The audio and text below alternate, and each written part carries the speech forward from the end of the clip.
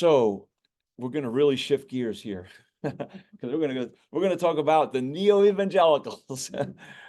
Now, this is not a popular conversation, but this gets down to some of my, convictions as a Christian, as a pastor, as a Baptist, and how I try to lead. And why I'm probably not concerned and probably never will have, one of the large churches because of separatist convictions that I have based on this. And I'll just say this to start, and not to prove anything, but actually just to throw something out there to you, and you'll say, wow, why? Why do you? So really, I'm going to throw something at you, but it's really a question.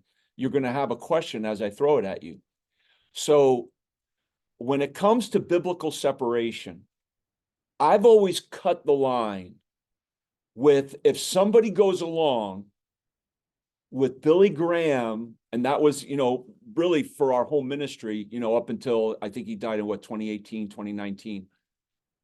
So if somebody goes along with a Billy Graham crusade in a church-sponsored way, if a church is part of sponsoring a Billy Graham ecumenical crusade, I will not have any association with that church. That's where I've always just cut the line. If they go along with Billy Graham, I don't go along with Billy Graham, and I don't go along with those who do. That's how I've cut the line, okay? So you might say, well, why is that? Hopefully I can maybe try to answer some of those questions as we go through this. So let's go to our notes on page 25. And we're going to talk about the stirrings within fundamentalism here. And there's going to be four main, if you will, elements in the stirrings that were going on within fundamentalism that would bring about this new evangelicalism. And the first is the formation of the National Association of Evangelicals. This began in 1942. It was originally sponsored with fundamental leadership, men like John R. Rice, Dr. Bob Jones Sr., R.V. Clearwaters. He started one of those schools. I think he started Pillsbury, Clearwaters. But they eventually left the NAE because it got very quickly infiltrated with just a mixed multitude. So they separated from it. Rice, Clearwaters, Bob Jones, and some others. And Harold Ockenga, Harold Ockenga was the first president of the NAE. It was non-separatist, non-militant. So the point of the National Association of Evangelicals, it gave the evangelicals a organizational voice. So you might want to just put that somewhere in the notes.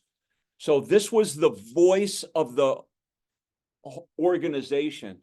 And it was kind of a conglomeration of many different denominations, as and welcoming Pentecostal denominations and others who would go along and believe things that we would definitely say are not biblical theologically, whether on creation, evolution, biblical inspiration, and other doctrines.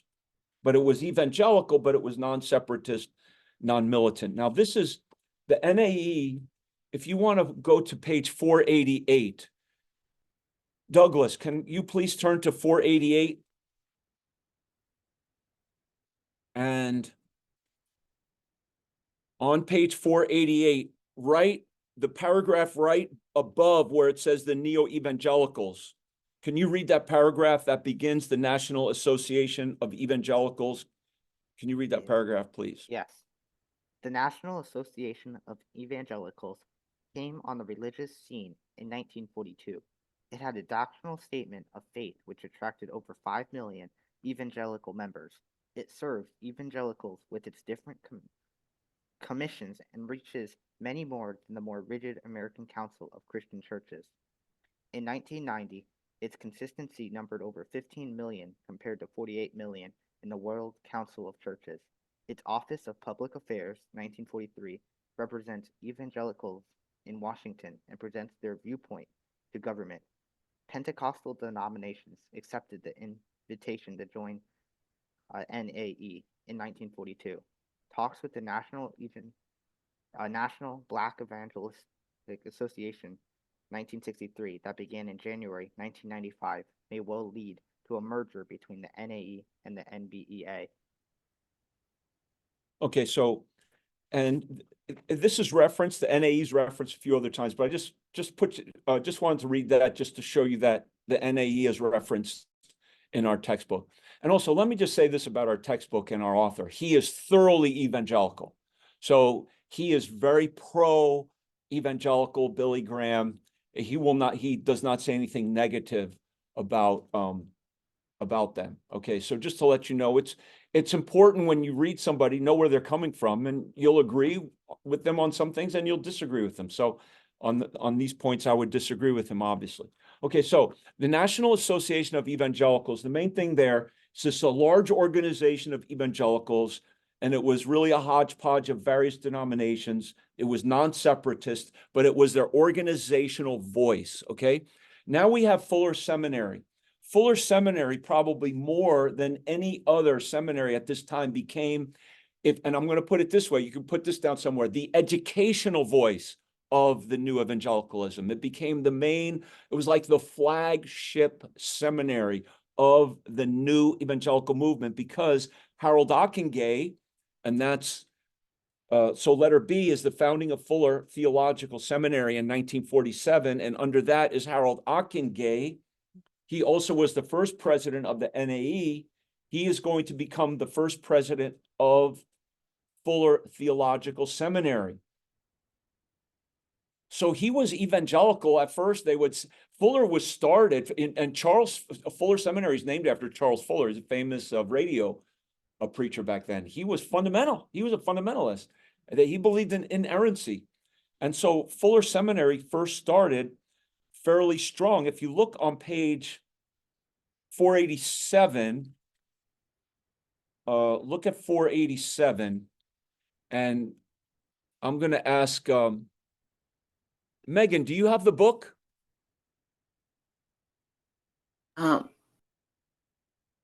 Sorry, Pastor, my book is not the same version that you're reading. Oh, if I have okay. to always fit into the pages to see where you are. Yeah, okay, I understand. Okay, so let me get Liz. Could you please read, Liz, on page 487, and right beside the picture of Billy Graham there, kind of, 8 lines down, it says New Evangelical Seminaries. Could you read that paragraph, please? Sure, Pastor. New evangelical seminaries have emerged. Gordon Cornwell Seminary, Fuller Seminary, and Trinity Seminary have large enrollments. Charles E. Fuller, speaker on the old-fashioned revival hour, and Harold J. Ockenga, a pastor of Park Street Church, founded Fuller Seminary in 1947 with a faculty committed to inerrancy and premillennialism. These, along with Dallas Theological Seminary, are among the largest in North America. Westminster Seminary, Denver Seminary, Northern Baptist Seminary, and Eastern Baptist Seminary were founded to train ministers for conservatives breaking with their denominations. Okay, so you notice some of these were started like when the fundamental modernist controversy happened, and then when new evangelicalism came into popularity, basically all these seminaries went into new evangelicalism. So fundamentalists had to separate even from them, like Denver Seminary. Like I knew men when I was saved who had come out of they were, that would have been a school they supported. They had to come out of it, separated from it, and so forth. So, but Fuller Seminary, as it says here, initially, did you notice that where it says it was committed to inerrancy, which means the Bible has no error in it. In any area, whether science or geography or history, as well as things that matter to our faith, like the virgin birth or blood atonement. So inerrancy means no error at all. But of course, then Billy Graham and other new evangelicals completely got away from that word inerrancy. They wouldn't use it after a while. Okay, so you could even see their compromise from when they started to where they are now. So here's, I found this as I was just doing research a little bit. LGBT group finds acceptance at Evangelical College. This was, okay, so this headline is 2013. So that Evangelical College is Fuller Seminary. In 2013, they had LGBT groups for students on campus in 2013. But now look what happened. This was February 2024, last month. Fuller Seminary fires senior director over refusal to comply with statement of faith.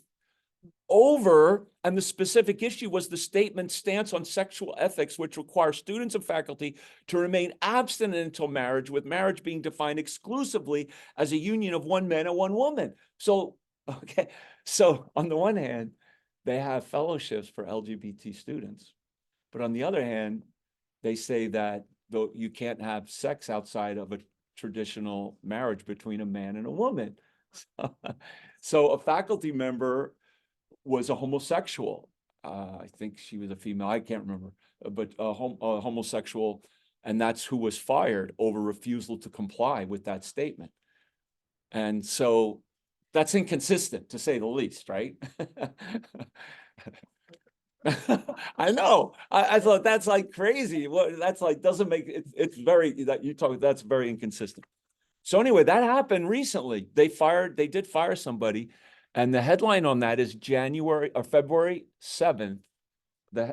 On this, February 7th, 2024. Yeah, it's very recent. Like they didn't turn around and sue the college like that. Yeah, well, you can look it up. It's right there. You could Google it, and you can read more about it. But so that's the mess that these so-called Christian colleges bring upon themselves for not taking a biblical stand in the first place, you know? Father, I mean, pastor, I'm sorry. No, I said pastor. I'm sorry. But isn't it what they call I didn't even know how to do that. Isn't it seminary is A now what? called did you say seminary or cemetery? No, I said it. By the way, it's new evangelical. You should know how to say some of these words. New evangelical, or you could say a neo-evangelical. It's the same thing. And that's Harold Ockenga. His name is pronounced Harold Ockenga. It might sound like Ockenga, but it's Ockenga. He was the one who coined that term, New Evangelical, in his convocation speech at Fuller Theological Seminary in 1948. So it was anti-separatist. It was designed to train evangelicals to go back into the mainline denominations. Did you get that blank? It sought to reform the image, that's the blank under point 2, the image and direction of fundamentalism. They didn't want to have this negative stereotype. So Harold Ockenga wrote in, there was articles in a Christian Life magazine, Harold Ockenga, Can Fundamentalists Win America? So he pitted the neo-evangelicals versus the fundamentalists. They tried to repackage, re-image evangelicalism. Whereas before, being an evangelical and being like a fundamentalist were very synonymous. So they're trying to take that term now, evangelical, for themselves and kind of broad brush the fundamentalists as being, you know, anti-scholarly and narrow-minded and don't do anything really to help any of the social problems that we have, you know. And they were going to be more intellectual, and we'll see some of the other key elements. But they broke away. Can fundamentalists win America? Sounds almost like similar to the sermon we talked about by Fosdick. Shall the fundamentalists win? The vigor of New Evangelicalism, Carl F. Henry, he's also another big name there. And then, of course, we have now the rise in popularity of Billy Graham. Okay, so whereas the NAE was the organizational voice, Fuller Seminary was the educational voice, Billy Graham is the human voice of the new evangelicalism. And he's a young, eloquent, very sincere preacher that people like to listen to, you know? And he became nationally popular very quickly. But his roots were in fundamentalism. He went to Bob Jones University. He said Dr. Bob Sr., he would be loyal, and he always wanted his counsel. He worked with a fundamentalist in Minneapolis called William B. Riley. William B. Riley basically helped start the seminary where now Pastor Carmine goes, which is, I can never think of the name of it, but that seminary. Pastor, Changed Pastor, around. But Billy- anyway, so Billy Graham had roots in fundamentalism. Yes, Eugene. Billy Graham actually graduated from Wheaton. He transferred from Bob Jones to Wheaton. He transferred to from Bob Jones to a Florida college. Oh, to Florida. He got Okay. his undergraduate at Florida Bible College, I think, and then Okay. went to Wheaton. Right. Exactly. Yes, he did. Yep. Then he started preaching for Youth for Christ. And then, like I said, he got involved with William B. Riley. He became the president of his college for a while. And then he got into evangelism, and he became nationally popular. In 1949, a Los Angeles crusade. Early on, he did have roots in fundamentalism, but I think there was a drift going on. If you wanted to go to Way of Life, if you want to read more about Billy Graham's, just kind of a general drift that he had, Way of Life Literature by David Cloud. He has a free book. If you Google that, you could download it, a PDF book, and it's very easy to read. You could kind of see some of those things if you're interested. But then in New York City in 1957, this is where Graham made a public break with, if you will, a fundamentalist position, and he welcomed theological liberals onto the platform with him. He cooperated with known modernists, who rejected the virgin birth, the blood atonement, the bodily resurrection, the inerrancy of Scripture. He cooperated with them. He had them pray on the platform with him. And then he sent the converts of the decision, people made decisions, back into these churches. So in his New York City crusade, which is famous, this city was gripped. He came for 1 month and ended up staying for like 16 weeks, 4 months. He extended the meeting 3 times, filled Madison Square Garden night after night. He came to New York. I don't think he was planning to go to Madison Square Garden, and this is Times Square. If Christ is preached, I would rejoice, when he came and did his last crusade in Central Park, same. It was just a sea of people in Central. Yeah. Was it a World's Fair? Maybe so. Yeah. Oh, you went to it. I guess you know where it was. Yeah. Yeah. And we had some people in our church who would go as well. Actually, I know somebody who's a member of our church who was saved there. You profess faith in Christ. And then, of course, this New York City crusade culminated in Yankee Stadium. You can listen to the sermon. It's online. I actually was listening to a little bit of it earlier. And you know who gave about a 6 or 7 minute talk before he preached? Vice President Richard Nixon, who gave, and he talked about how he played the piano for his church somewhere in California. And he said, and what Richard Nixon said was, when the Yankees play there, it takes 18 of the best baseball players in the world, and they don't even fill up the stadium as much as one man filled up that stadium. So, because they had like 80,000 people there because they had people on the field and everything. So the New York City Crusade had 100 services, 2 million people attended, 56,000 decisions. You would say outwardly, it looks so blessed of God, you know? But he cooperated with known modernists, and there were strong Bible-believing men who refused to fellowship with him and go along in that crusade. So men took a stand against Billy Graham during that time because of his known association with those who denied basic truth, foundational, fundamental truth.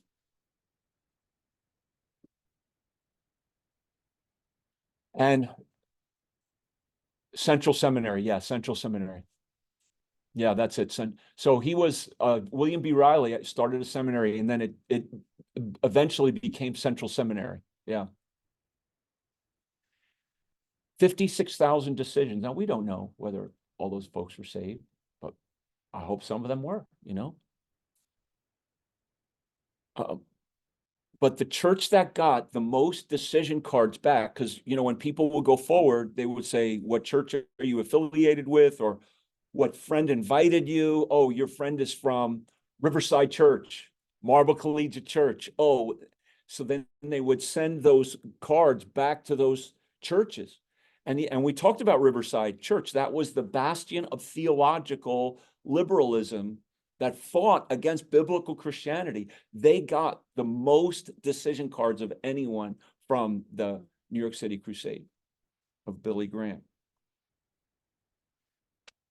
And I don't want to just bash Billy Graham, but I was reading David Beale's book, and he gave these anecdotes about Billy Graham, that he was trying to court John R. Rice. Now, John R. Rice had started the Sword of the Lord. He had a tremendous influence during this time with the National Association. He was part of the NAE, the National Association of Evangelicals, and Billy Graham was a fundamentalist. Well, Billy Graham invited John R. Rice to go preach in Ireland with him.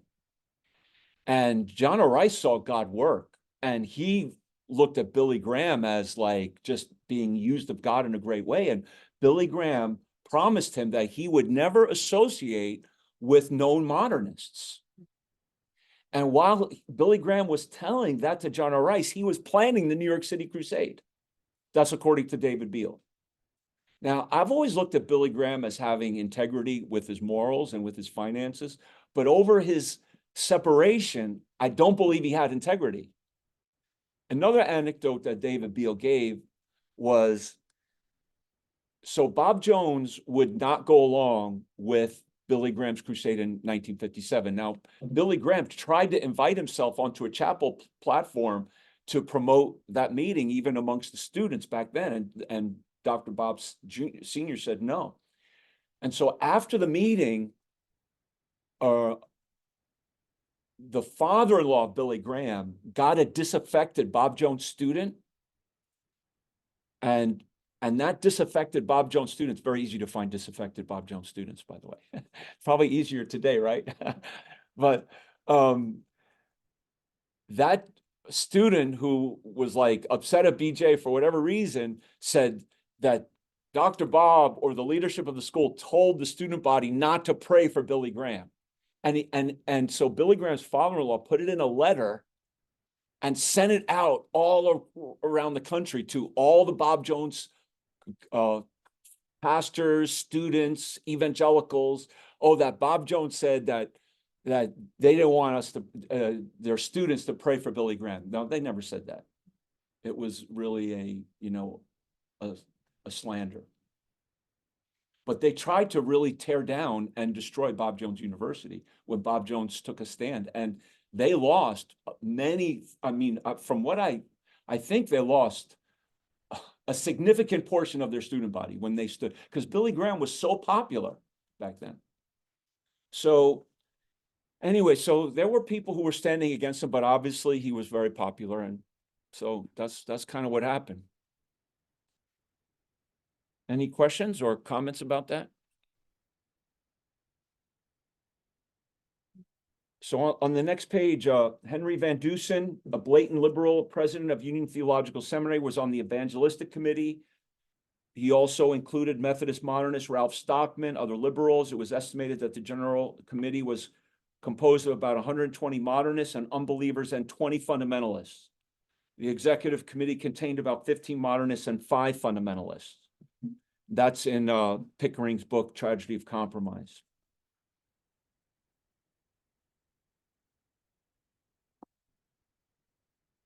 '26 number.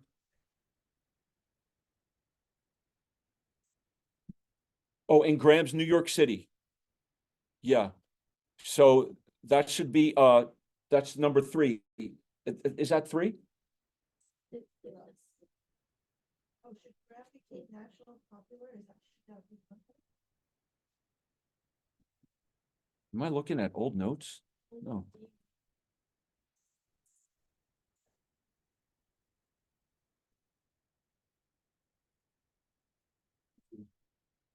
Talking on a computer, I just changed 3. Oh, I see. That's wrong. So under D, it should be number 1. See, in my notes, somehow that got reformatted. I did not see that. How do you spell Van Dusen? It should be Graham became nationally popular 1. During those days, Graham was a fundamentalist 2. 3, Graham's New York City meeting. That's New York City meeting. Yeah, thank you. I'm sorry, I didn't know about that. So that's number 3. And when Graham came here too, and when he even came from 1957, he is invited by the New York City Council of Churches, which is just a hodgepodge of modernists and liberals and evangelicals. And so that's why you have this kind of group in the committees of things. They own that. They own the giant building on 34th Street. Who? Madison. The National Council. Oh, yeah, the national, yeah. So, let me just get down to this here. So that Times Square, okay. So I don't know what number this is in your notes, but it's the 1963 Los Angeles meeting. Liberal Methodist Gerald Kennedy was the crusade chairman. He rejected the deity of Christ. And then under that, what number do you have for that? 5. That should be 5. Okay. Graham widened his ecumenical pathway. He moved closer and closer to the National Council of Churches, a Roman Catholic Church. He received an honorary degree from Belmont Abbey College in Belmont, North Carolina, a Roman Catholic school. So that's number 5. So there he is getting that degree. And of course, he met with the Pope, and I was, just reading things. There was, different Marian shrines, and he's been to them and welcomed the Catholics. The Catholics love Billy Graham, and by the end of the meetings that he was having, he would have more Roman Catholics at his crusades than even evangelicals. So he would never say anything negative toward the Roman Catholic Church. He would not tell the Roman Catholics not to go back there. Actually, they gave the decision cards back to the Roman Catholic churches for the people to go back into them. So no separation. So I have a quote here. So Dr. Charles Woodbridge, he started at Fuller Seminary now, and he was very close with Gresham Machen. Remember Gresham Machen? He broke from Princeton to start Westminster. So Charles Woodbridge and Gresham Machen were very close to each other, but he became a professor at Fuller for 7 years, but he resigned because of their drift into New Evangelicalism. And his counsel was often sought by Billy Graham. And he warned the evangelist in these words: if you persist in making common cause with those who deny the word of God, and thus in minimizing the sharp line of distinction between those who are loyal and disloyal to the scriptures, it is my strong opinion that the verdict of church history will be that you will be known as the greatest, what's that word? Divider. Romans 16. So it's not the ones who are standing on the scripture that cause the division. So Billy Graham has done much harm to the church because of his compromise, and he has his position divided the true believers. divider of the church in the 20th century. That's what Charles Woodbridge said. The last thing I'll just do, then I wanted to just get to this because this is the fourth thing, really. It's letter E, but it's the fourth thing. So the founding of Christianity Today, founded by Billy Graham, I believe Carl F. Henry was the first editor. Christianity Today was the written voice. So this is what I want you to know, and I'll have this on the study guide. So Christianity Today is the written voice of the new evangelicalism. Billy Graham is the human voice. Fuller Seminary was the educational voice, and the NAE was the organizational voice. And I thought of that myself. I thought that was pretty good. Okay, yeah. So you're not going to get that anywhere else. I actually didn't get that one out of a book. I get a lot of things out of a book. Okay, but so that's that. Very good. We'll continue this conversation, and we're finishing up. Oh, and by the way, just the last thing. If there's some, we're going to have, I think, a week or so to just maybe do something that you're interested in relating to church history. If there's something in church history that you would like for me to present, I think we'll have at least one or maybe two classes even. So let me know if there's a movement, the new Calvinism, or, you know, if you wanted to talk about something in the past or something even very current, let me know, and maybe I could study that out. We could talk about that. Okay. Oh, I got a fun fact, real quick. Okay. Uh, Hold up, Eugene. We have go ahead, James, quick. Yeah, you know, when you think about and it's right across from the church in the village, right? The big church, that's an Episcopal. Oh, from where we meet. So James is saying across the street on Hudson from where we meet is an Episcopal church with the gay flag. Yeah, okay. And but that's the Episcopal Church is the Church of England in the United States, right? Right. People don't think of it. Oh, yeah. Fun fact. The Church of England, and Billy Graham would endorse them and would go along with them. Eugene, did you have a question before we wrap it up? Oh, yes. You mentioned that some interesting topics that you could just talk about in that week. I was just thinking that maybe you could go through some of those. Is like dispensationalism, Calvinism, covenantism. All the different, that type of thing that that confuses me all the time. And how do coming up with new phrases though? Covenantism. You're thinking, don't we have enough isms? You're making new isms for us. Because Pastor Carmen was trying to educate me on the difference between dispensational versus covenant, and I was thinking, there's so many isms out there that I'm so confused at, and maybe you can give a talk on a different type of theological. There are. Could you text me that? Text me and text me what I get the general idea, but it's like sketchy. So text me, okay? Okay, right. Sure. Tim?